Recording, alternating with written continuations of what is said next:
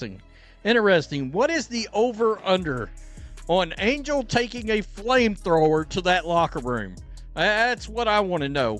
At what point do we see the first signs of cracks in the foundation? Some of them players looking around, they're like, we're free agents? That question right there cuts straight to the heart of what everyone's thinking but nobody in mainstream media wants to say out loud. Angel Reese just got traded from Chicago to Atlanta, and instead of the usual PR gymnastics about fresh starts and new opportunities, we need to ask the uncomfortable question, how long before this locker room implodes? Because here's what the glowing trade coverage isn't telling you. The Chicago Sky went 10-34 last season. That's historically bad. And Angel Reese was the centerpiece of that disaster. But somehow Atlanta just gave up 2 first-round picks for her, and the media is acting like the Dream just acquired a championship piece. Chicago Sky win more games they won last year. I'm putting it out there. They win more games than they did last year. All right? So, let's take a look at this. By the way, the media, they're slurping this trade. The glaze is out of control. The Chicago Sky getting dogged out. Of course they are. Because their little darling, Angel Reese, who... There it is. The prediction nobody else will make. Chicago wins more games without Angel Reese than they did with her. That's not hot take territory anymore. That's pattern recognition. Let's talk about what actually happened in Chicago. In the 2023 season under Teresa Weatherspoon, the Sky finished 13-27. Not great, but functional. Then Angel arrives for her rookie season in 2024, and they crater to 10-34. The locker room became toxic.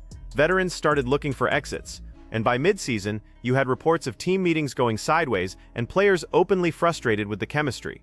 Now here's the part that should concern Atlanta. Angel Reese averaged 14 points and 12 rebounds last season. Solid numbers on paper, but the Sky's net rating with her on the floor was -8.4. That means Chicago was getting destroyed by nearly 8.5 points per 100 possessions when she played. For context, that's bottom 5 in the entire league among rotation players. Fine. All right. Good. But guess what? I can still tell you didn't say a damn thing to the Chicago Sky fans. Nothing. The Chicago Sky fan base has heard nothing from Angel Reese. On social media that I can find, thanking the fans for 2 years, nothing. There's plenty about Atlanta, but you said mother F those Chicago Sky fans. And there's the real story that got buried under all the trade hype. Angel Reese still has this content creator blocked because of basketball analysis. Not harassment, not threats. Basketball criticism that tells you everything about how she handles accountability. Think about what that means for a team environment. You're Atlanta. You just traded significant draft capital for a player who can't handle outside criticism without blocking people. What happens when a veteran teammate questions a defensive rotation? What happens when the coaching staff needs to have a difficult conversation about shot selection? The Chicago Sky fan base found out the answer to that question over 2 seasons. And here's something that should infuriate every Sky fan. Angel Reese posted multiple times about Atlanta within hours of the trade. Excited about the New Jersey, talking about Angel's dream house, calling herself ATL Barbie. But scroll through her social media and there's not a single thank you to Chicago fans. Not one acknowledgement of the 2 years she spent there. Atlanta's odds to win the WNBA championship before a plus 1,300, now a plus 20,000. Woo! My boy Ben Daniel. Go subscribe to the Ben Daniel podcast channel. My only concern when it comes to Caitlin Clark getting a chip is Vegas, New York, and Minnesota. You know all the young kids now say chip. Championship. The betting market saw through this immediately. Before the trade, Atlanta was plus 1,300 to win the championship. After acquiring Angel Reese, their odds dropped to plus 2,000. That's not a typo. The odds got 15 times worse. Vegas is literally saying this trade made Atlanta less likely to compete for a title. Compare that to how the media covered it. ESPN gave Atlanta an A+ grade. The Sporting News called it a franchise-altering move. Stephen A. Smith went on First Take talking about how Angel's finally in a winning situation, conveniently forgetting that Atlanta went 30-14 last season and lost in the first round. They were already winning without her. Here's what nobody's addressing. Fit matters more than talent in professional basketball. Atlanta runs a motion offense under new head coach Stephanie White. They finished 6th in offensive efficiency last season by moving the ball and creating open looks through player movement. Angel Reese's game is built around offensive rebounding and putbacks. She averaged 1.8 assists per game last season. That's not complimentary basketball, that's disruptive. Players. Players in other leagues have been getting crushed on social media for 10, 12, 15 years. Nah, we can't. We're gonna block people. Okay. Blocking of fans is wild work, by the way. Wild. So I came over here, and Angel's Dream House starts here. What are we doing? ATL Barbie. Yeah. Okay. Love you, Taylor, and I appreciate you for always loving me. Of course, Taylor Rooks broke this story because that's Angel's boo. Scroll down. Dream Team. Stephen A. makes it sound like Chicago was the problem. But let's examine that logic. The Sky won 13 games in 2023 with essentially the same roster minus Angel. Then she arrives, and they win 10 games. The common denominator in that regression wasn't the organization or the coaching staff, and this narrative about Angel being in winning situations before the WNBA needs context. At LSU, she played alongside 5-star recruits and future pros. That 2023 championship team had 4 players who got drafted. When you're surrounded by that much talent, individual weaknesses get masked by collective ability. The WNBA doesn't work that way. Atlanta has talented players in Alicia Gray, Ryan Howard, and Jordan Canada, but they're not overwhelming opponents with superior athleticism. They win through execution, chemistry, and defensive intensity. Adding a player who needs high usage and struggles with team defense creates friction, not synergy. Watch what happens to Atlanta's offensive flow this season. Last year, they assisted on 62% of their made field goals, which ranked 4th in the league. That number's going to drop because Angel's post-ups and offensive rebound attempts take possessions away from the motion system. And when the offense stagnates, that's when locker rooms start fracturing. You did not thank the fan base where you played the last 2 years for that? I can't wait for Camila Cardozo to do 17-10 this year, average. I'm calling it. Now that you ain't in the way. We did not say a damn word to the Chicago Sky fan base. Nothing. Chicago Sky organization thanked her. They did. Here's the uncomfortable truth about modern sports media, and the WNBA specifically. 2 years ago, Angel Reese content was generating 3 to 4 times the engagement it gets now. Content creators behind the scenes have been tracking this decline for months. The interest isn't there anymore. That's not speculation, that's measurable data. Video views, social media engagement, search trends, all of it shows the same pattern. The casual audience that tuned in during the Caitlin Clark rivalry has moved on. What's left is a smaller, more dedicated fan base, and even they're getting fatigued by the constant drama without on-court success to back it up. The Atlanta Dream are betting their next 2 first-round picks that they can reverse this trend, that somehow changing cities will change the narrative. But the fundamental issues haven't been addressed. The defensive limitations are still there. The assist-to-turnover ratio is still problematic. The inability to handle criticism is still a factor. Stephen A., your reaction to this? I'm very, very happy for Angel Reese. The Chicago Sky have been awful.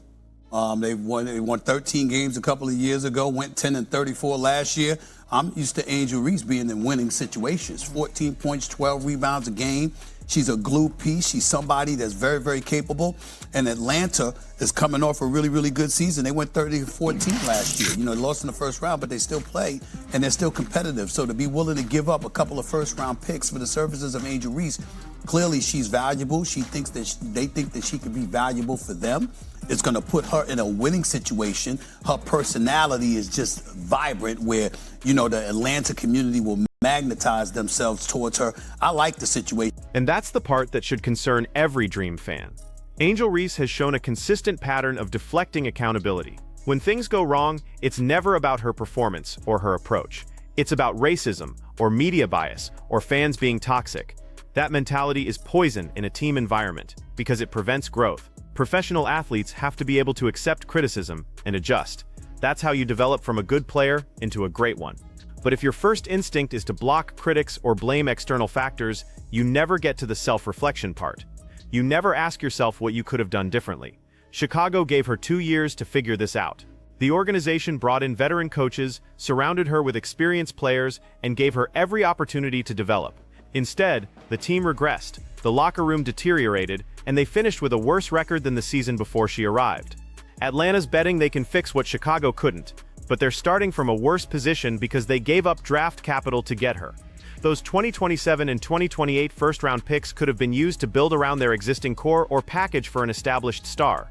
Instead, they're committed to making this work with a player who's never proven she can be part of a winning formula at the professional level. Oh, boy. Yeah. By the way, this would have been a much bigger story 2 years ago. This is something that creators behind the scenes have been talking about for a while. I'll peel back the curtain. Angel Reese doesn't get near the views she used to. You notice how I don't make a lot of Angel Reese videos anymore? There's a reason. The interest is not there like it was. It's not that I covered this because she got traded and it's a news story. But that fire, it's not there. Let's not get confused. 2 years ago, I bet you all of us would have gotten 3 or 4 times the amount of views. She's not pulling that interest like she was. So, what can I say? Tell me what you think. Oh, they're gonna be mad at your boy. They stay mad at your boy. So who, like I give a shit. Oh, the little guy with the failed YouTube channel that's got to go after everybody that goes after Angel Reese. Oh my God. Little podcasting somebody's. Let's break down what this trade actually means for everyone involved, because the implications go way beyond just 2 teams swapping players. For Chicago, this is addition by subtraction. They get 2 future first-round picks and the opportunity to rebuild their culture without the constant drama. Camila Cardoso, their other young center, now gets to develop without playing second fiddle. She averaged 9.7 points and 7.8 rebounds as a rookie while splitting minutes with Angel. Those numbers are about to jump significantly with increased usage and a clearer role. The Sky also get their locker room back. Multiple reports throughout last season indicated veteran players were frustrated with the dynamic. That's code for the young star isn't coachable, and it's affecting team chemistry. New head coach Tyler Marsh inherits a clean slate. No egos to manage, no media circus, just basketball. For Atlanta, this is a massive gamble disguised as an aggressive move. General manager Dan Padover is betting his job on this working. You don't trade 2 first-round picks for a player unless you're convinced they're a difference maker. But the evidence doesn't support that conviction. Every advanced metric suggests Angel makes teams worse, not better. The Dream finished 30-14 last season and lost to eventual champion New York in the first round. They were close to contention, they needed 1 or 2 pieces to get over the hump. Instead of targeting a proven winner or developing through the draft, they acquired a player with a losing track record and significant chemistry concerns. Think about the message that sends to the existing roster. Alicia Gray just won Finals MVP in 2023 with Las Vegas before signing with Atlanta. Ryan Howard was an All-Star in 2022. These are accomplished players who've proven they can win at this level. Now they're being told the missing piece is someone who's never won anything as a pro. That creates tension before Angel even steps on the court. Because if this doesn't work, if Atlanta regresses from 30 wins to 20-something wins, everyone knows who's getting blamed. And it won't be the established veterans who were already winning. Here's what's going to happen over the next few months. Atlanta's going to start the season with optimism and good intentions. The media will cover every game looking for signs of the partnership working. Angel will put up her rebounding numbers, and outlets like ESPN will point to the stats as evidence of success. But watch the win-loss record. Watch the net rating. Watch the body language during timeouts when plays break down. Those are the indicators that matter, because you can average a double-double and still make your team worse if you're not playing winning basketball. The other factor nobody's discussing is Stephanie White's coaching style. She's demanding. She holds players accountable. She doesn't care about social media followings or brand partnerships. She cares about defense, ball movement, and effort. That's why Indiana wanted her back. and that's why Atlanta hired her. Now ask yourself, does that sound like an environment where Angel Reese is going to thrive? Because her entire brand is built on being the villain, clapping back at critics, and prioritizing her off-court business ventures.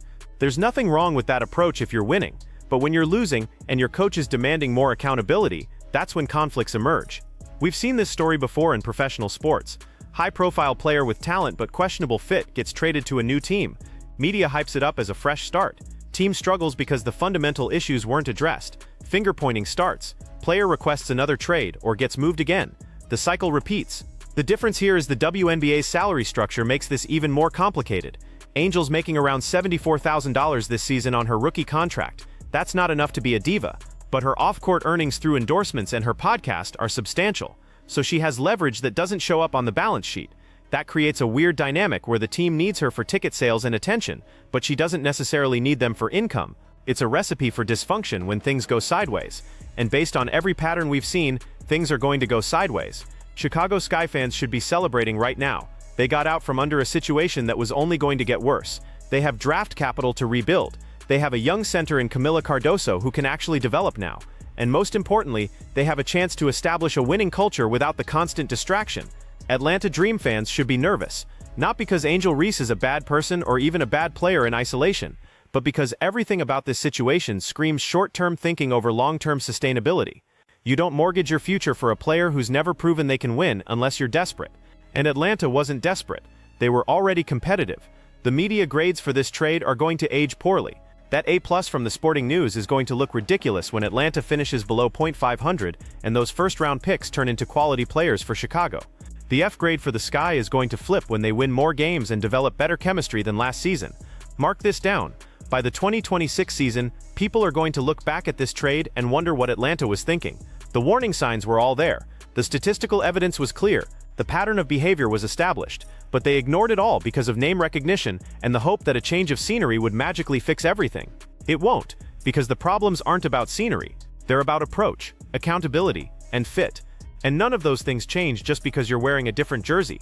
So when you see the highlight reels of Angel getting rebounds in an Atlanta uniform, remember to check the score, check the team's record, check the body language of her teammates. Those will tell you the real story that the carefully curated social media posts won't show. The WNBA is a league where chemistry and cohesion matter more than individual talent. The teams that win championships are the ones where everyone buys into a system and sacrifices personal stats for collective success. Angel Reese has never demonstrated that willingness at the professional level, and Atlanta just bet 2 first-round picks that she'll suddenly develop it now. That's not a bet I'd take, and based on how Vegas reacted to this trade, they wouldn't either.